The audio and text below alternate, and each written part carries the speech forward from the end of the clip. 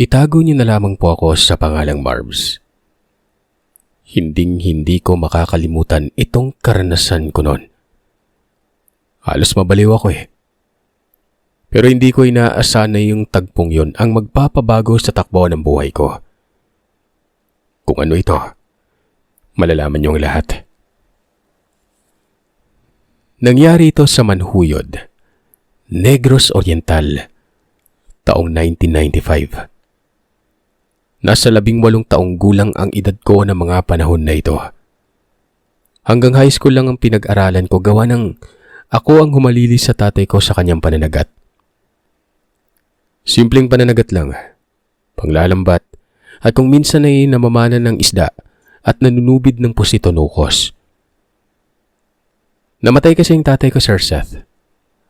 Nabalong ba? Naubusan ng hangin at hindi na nakaahon sa tubig. Sumabit kasi ang lambat noon sa isang bato eh. Ayaw niya siguro mapunit kaya sinisid niya ito. Ang problema ay malakas ang sulog sa ilalim ng dagat. Para bang naumpog ito sa bato at yung lambat sumaklob pa sa kanya. Kaya hindi talaga siya nakaahon noon. Masakit ang mawalan ng ama lalo na ito yung nagtataguyod sa amin ng mga panahon na ito. Wala na rin kasi si nanay. Pumanaw na rin. Tapos 3 kaming magkakapatid at ako pa ang panganay. Anong gagawin ko? Siyempre, kailangan ko magsikap para sa mga kapatid ko. Ako nang tumayong magulang ng mga ito. Kung hindi ako kakayod, wala silang kakainin at hindi sila makakapag-aral.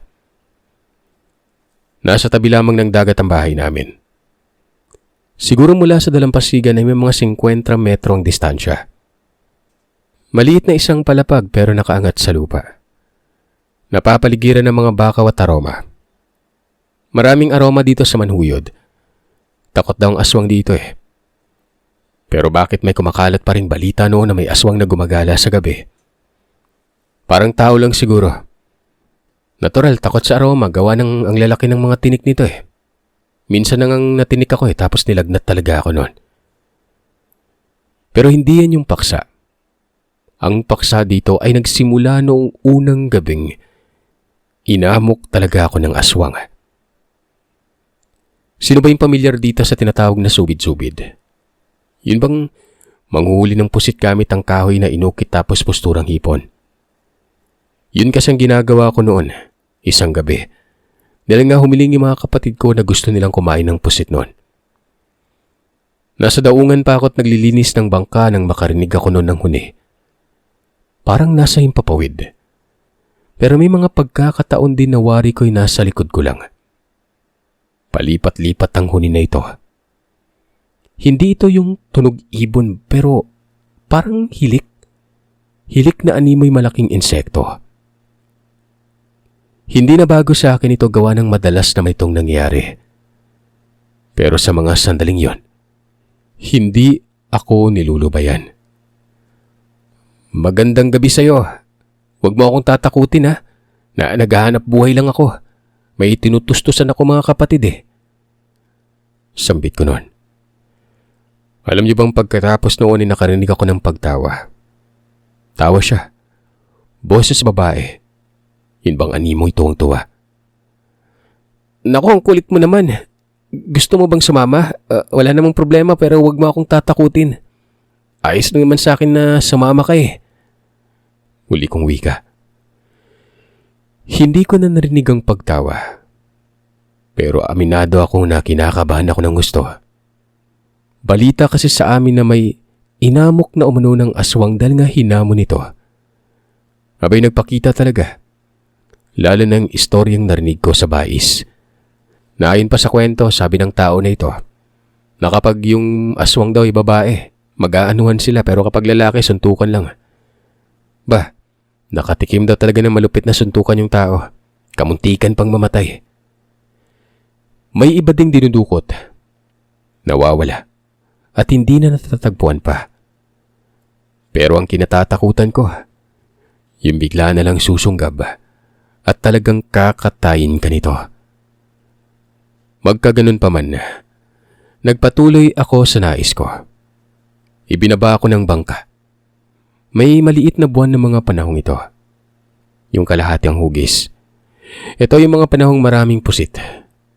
Dagsa ng pusit nito. Yun ang batayan ng mga manunubid. Nung nasa 2 dipa na ang lalim ay nilaglag ko na noon ang 2 kawil na hipon. Magkabilaan nito, kaliwat kanan ng katig. Ang isa ay may habang 15 dipa, habang ang isa naman ay may 20 dipa noon. At nakasabit ito sa dahon ng niyog na tinali ko sa bawat katig para magkaroon sila ng distansya. Patungo ako noon sa lugar ng kung saan ito na yung hinampangon papuntang Bindoy. Nakakapangilabot ang wangis ng naglalaki ang mga bato sa ilalim. Para bang mga halimaw ito na mas malaki pa sa Ceres na bus. Hanggang sa narinig ko na naman ang huni. Napapamura ako gawa ng parang lumilipad eh. Napapaisip ako noon na lumilipad palang aswang. Sinambit ko ito, nakakotigilan niya naman ako. Narinig ko ulit yung pagkagikik ng tawa. Boses babae talaga yon. Pinagkakatuwaan mo ba ako? Bakit hindi ka na lang sumakay eh? Basta wag ka manakot. Tawa ng tawa ito hanggang sa nakarating na ako sa himampangon. At tila baga parang gusto ko nalang umuwi gawa ng nakakalipangilabot pa rin yung huni. May lamig ng hangin na nakakapanayo ng balahibo. Idagdag pa itong lugar na walang katao-tao nun. Pangpang pa itaas at kalsada ang nasa itaas nito. Ilang saglit ay nakakuha na ako ng pusit. Medyo nawala ang takot ko at napalitan ng kagalakan. Gawa ng sunod-sunod na akong nakakuha nun. Hanggang sa nakarinig ako ng boses na wag daw akong magbiro. Sasakay daw talaga siya. Natutuwa daw siya sa akin at matagal na siyang nakasubaybay. Masipag daw ako. Sabay tanong kung pwede ba siyang sumakay. Pagkarinig ko ng mga katagang yon ay niligpit ko kagad yung mga kawil ko nung hipon. Kumabig ako paikot at buong puwersa ako nagsagwan. Biro lang yung kanina. Walang hiya, walang ganyanan. Inaantala mo pa talaga ako. Pwede bang umalis ka na? Sabi ko. Nagpapalinga-linga ako sa gilid ng pangpang. Baka naroroon kasi ito. Nakapatong lang sa malalaking bato. Maaninag naman gawa ng may buwan eh. Hanggang sa bigla na lang bumigat ang bangka at pagbaling ko ng tingin sa harapan ng bangkang yon. May nakaupong babae. Napakaputi niya. Pero dilat na dilat ang mga mata. Nakahubad-hubad pa ito at napakahaba ng buhok. Para bang sasabog ang ulot dibdib ko sa takot. Napaatras ako kasi nawawala naman ng balanse ang bangka na para bang lulubog ito. Hanggang sa nagsalita ulit ang babae. Wag daw akong malikot. Sumasakay lang daw siya. Sa postura niya daw yun, dapat ba daw siyang katakutan? Wag daw akong duwag. Manguha pa daw ako ng pusit nun. Manonood lamang daw siya. Napatigil ako sa pagsagwan. Takang-taka ko. Medyo may kakulitan kasi ang mga sinabi niya. Sigurado ka ba? Pero paano ka nakarating dyan? Huwag mo akong sasaktan ha. Ang sabi nito ay bakit niya naman umano ako sasaktan. Sino man ang bubuhay sa mga kapatid ko kapag ginawa niya yon? Huwag daw akong matakot. Wala umanong mangyayari sa aking masama. Nagpakilala ang nilalang na ito. Pero tawagin na lamang natin siyang Julia. Dagdag pa nun, manonood lang naman daw siya. Hindi niya alam kasi ang ginagawa ng mananagat eh. Nilinaw din niya sa akin na ako lang daw ang nagustuhan niya sa lahat ng pinaramdaman niya. Mabait daw ako. Pinabalik ako doon sa himampangon. Doon daw kasi pansin niya ay maraming pusit. Kahit papano'y nabawasan ang kilabot ko. Pero konti lang. Naroroon pa rin ang panginginig ng katawan ko. Tumango at kumabig ako pabalik ng pangpang. Sabi pa niya sa akin ay siya daw ang hahawak sa isang kawil para naman hindi na ako mahirapan pa. Napawi ka talaga ako sa sarili noon na ganito ba talagang aswang.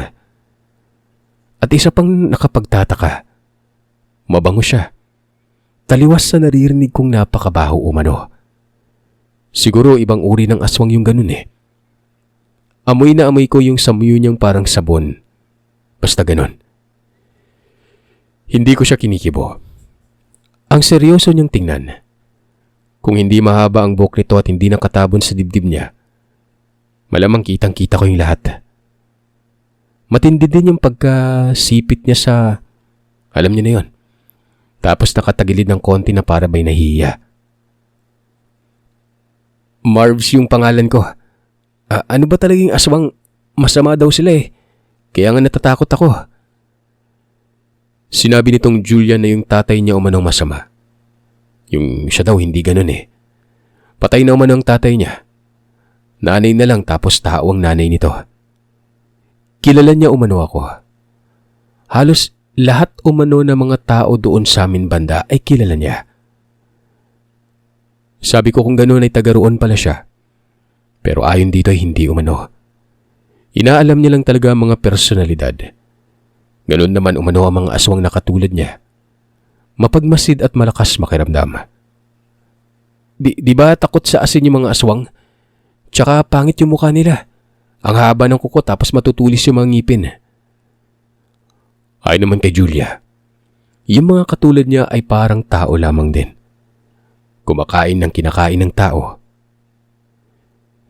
Tinanong niya ako kung gusto ko daw bang makita ang totoong anyo niya. Totoo umano ang sinasabi ng mga tao patungkol sa mahabang kuko nito at matutulis ng ngipin. Maya-maya sinabi niyang hawakan ko umano ang kawil at ipapakita niya ang anyo niyang aswang. Mabilis akong tumanggi. Sabi ko wag na lang, ayos na yan. Hindi man malinaw ang mukha niya noon pero sabi ko ay parang maganda siya. Maputi kasi. Alam niyo, napatawa talaga ako nang wala sa oras. Sabi niya wag daw akong mabiro. Iling ako ng iling habang nakangisi. Tuluyan kong napagtanto na hindi nga masama itong babaeng ito. Ang tanong nga lang, sa kung paano ito nakarating sa bangka. Tinanong ko ulit yun sa kanya tang sabi mahirap ipaliwanag. Magagawa niya lang umano yun sa anyo talagang aswang. Tsaka wala daw siyang pakpak nun. Nagkwentuhan kami. Hindi ko na iniisip na itong kausap ko ay aswang. Maraming nakuhang pusit. Ewan ko lang pero parang ang swerte ko ng gabing yon. Nangingitim talaga yung luwang ng bangka nun. Hanggang sa napagdesisyonan ko ng tumabi at umuwi. Kakauwi na ako. Sabi niya naman ay sasama daw siya. Hindi na ako nagsalita. Nung sumampa na ang bangka sa dalampasigan sa amin, naglaho na lang ito bigla. Basta parang lumundag lang yun tapos, ayun, wala na. 3 kilo ang kuha ko nun. Kaagad kong inihatid sa komprador.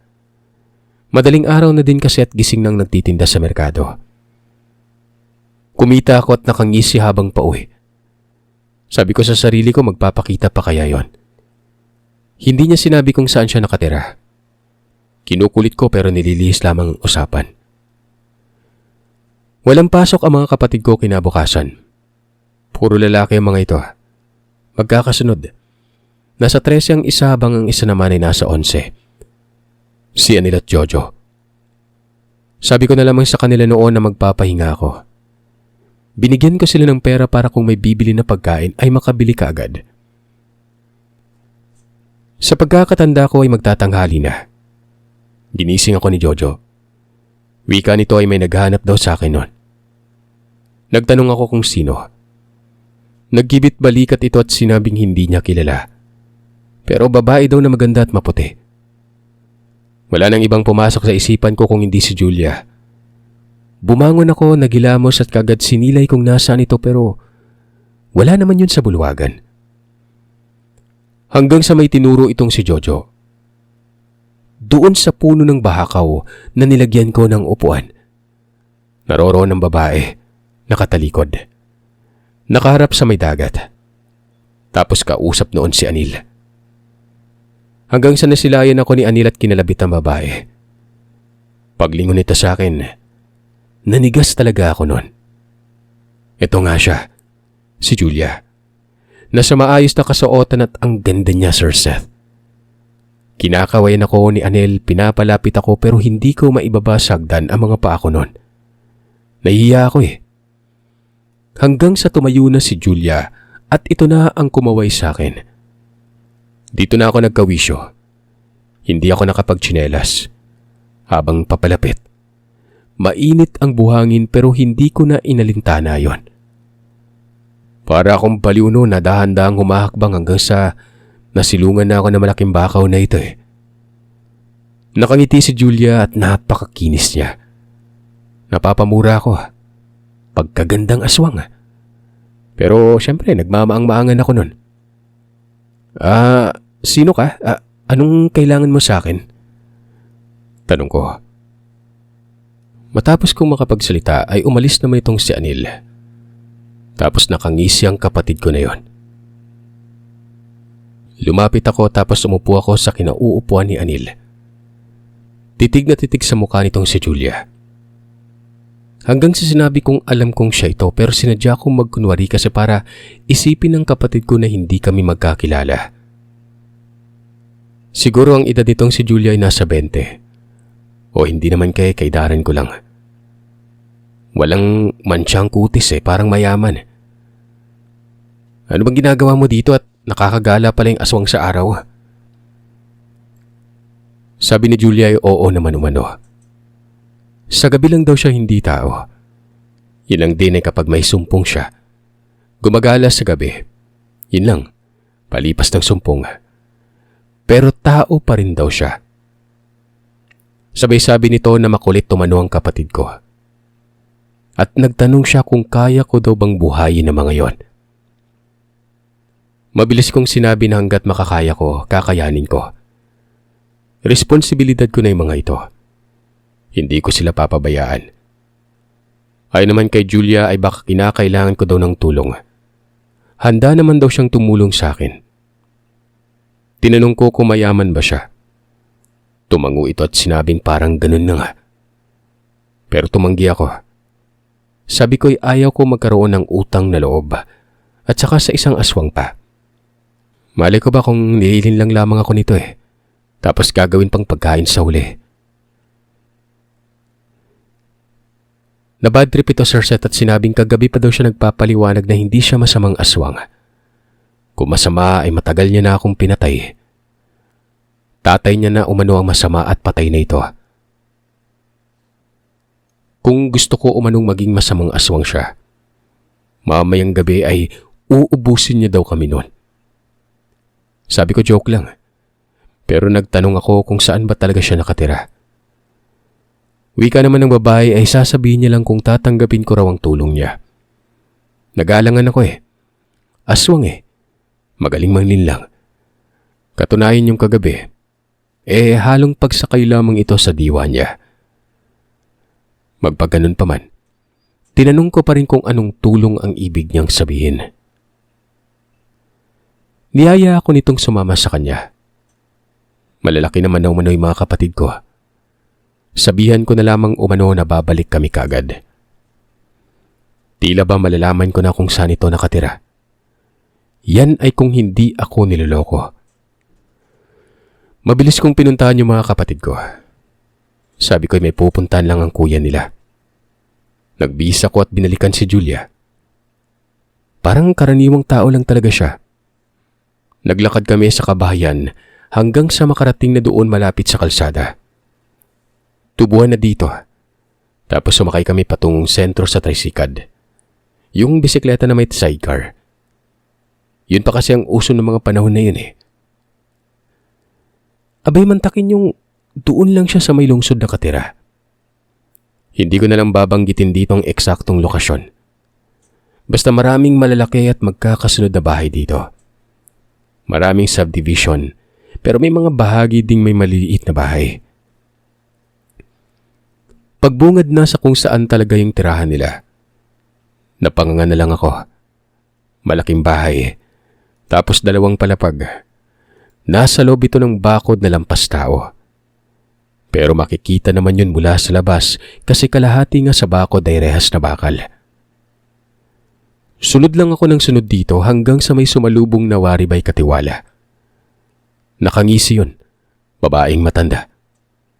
Hubarin ko sana ang tsinelas ko pagkasampa sa may pinto, papasok ng sala. Pero sabi ni Julia, wag daw. May tagalinis naman umano. May babaeng wari ko'y nanay niya kasi nga kawangis ni Julia. Mistisa, medyo may katandaan pero maganda. Halata pa rin ang ganda nun. Hindi nga ako nagkamali. Pinakilala sa akin ito at nanay niya ngayon. Tawagin na lamang natin itong Ma'am Claire. Ito na ba si Marbs? Huwag ka matakot. Itong anak ko kasing ito'y matagal nang gustong magkaroon ng kaibigan. Yung mabait. Alam mo naman na siguro kung ano siya, di ba? Pero pakiusap, sa iyo lang yon. Baka kasi matulad dito sa tatay niya. Pinatay ang tatay niya ng isang magaling na medium. Albularyo ba yung tawag sa inyo noon? Huwag ka mahiya. Ituring mo lang na bahay mo na ito. Ang saya nitong anak ko nang makauwi galing sa paggala niya. Tuwang-tuwa daw siya sa iyo. Oo siya, sige, aalis ako. Mamayang gabi pa ang balik ko ha. Mag-ingat kayo dito. Wika ni Ma'am Claire. Hindi talaga ako nakapagsalita. Dire-diretso kasi ang pagwiwika noon na warabang ayaw masapawan. Nakangiti si Julia. Tapos ay dinala ako sa likod.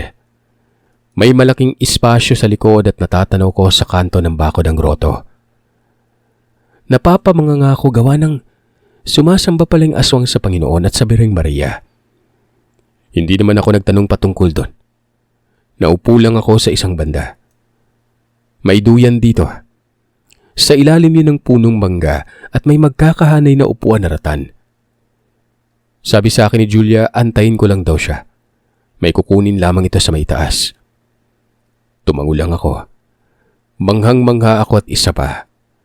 Unang beses ko talagang makapasok sa isang lugar na mayaman ang nakatira nun.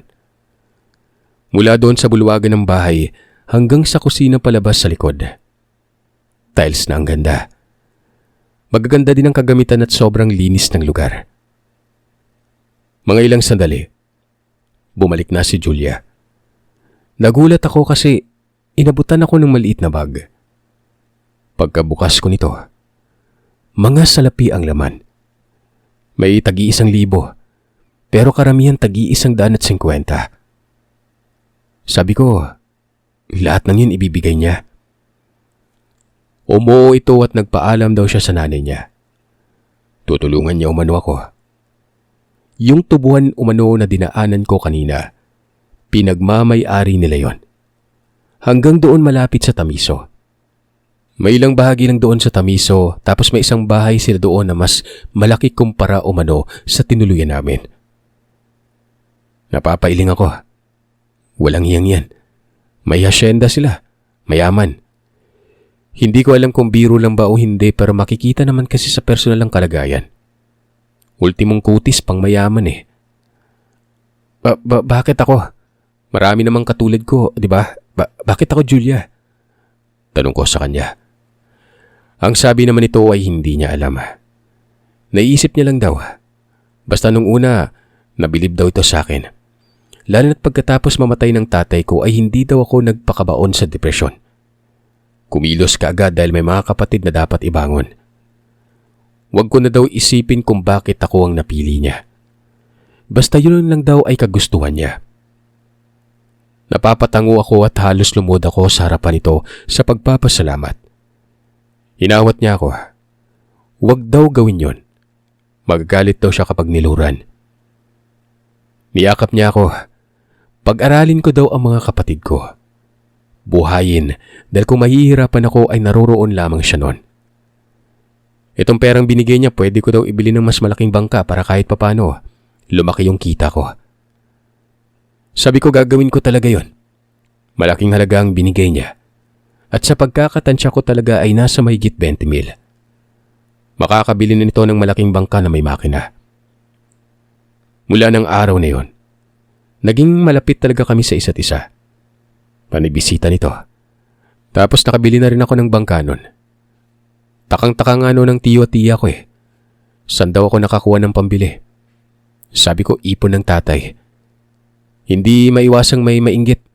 Tapos sumasama pa itong si Julia lagi na talagang siya lang yung pinagtitinginan sa amin.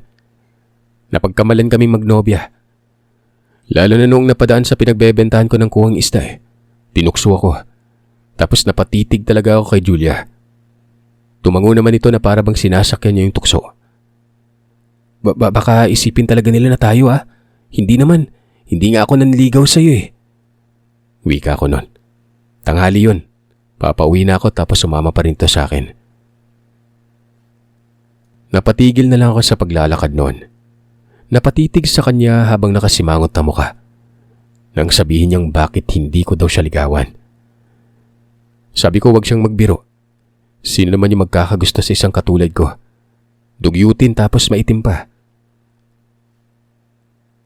Napayuko ako noon. Binilisan ko yung lakad. Nang makarating sa amin ay para ba akong paslit na hindi nabilan ng cotton candy. Pumasok ako sa loob tapos nagmukmok. Narinig ko pang boses ni Jojo na nag-away ba umano kami ni Julia. Si Julia ang kausap niya. Ay naman sa babae. Nahiya lang daw ako kasi nga siya na raw ang nanliligaw sa akin. Hala, uy kuya, ang arte mo. Kala mo kung sinong gwapo. Lumabas ka dyan nakakahiya kay Ate Julia. Binuksan ni Jojo at ng isa ko pang kapatid na si Anilang pinto. Pinagalitan ako ng mga kapatid ko. Hinihila nila ako palabas nun. Hiyang-hiya talaga ako nun, sabi ko hindi ako lalabas. Pero wala na Malalakas sa mga kapatid ko at naguyod ako ng mga ito mula sa sahig na hinihigaan ko hanggang sa hagdan. Umupo na lang ako sa hagdan. Tumabi naman sa akin si Julia. Ang sabi ni Julia ay gusto niyang makapag-asawa ng mabait. Maintindihin, maalalahanin, mapag-alaga, mapagkumbaba at mapagmahal. Katulad umano ng ginawa ng nanay niya sa kanyang ama sa kabila ng kasamaan nito. Humingi ko ito ng tulong sa akin. Ako umano ang napili niya. At yun talaga ang pinakamotibo niya kung bakit niya ginustong tumulong. Para umano makuha ang simpatya ko. Hindi ako nakasagot sa mga pinagsasabi niya.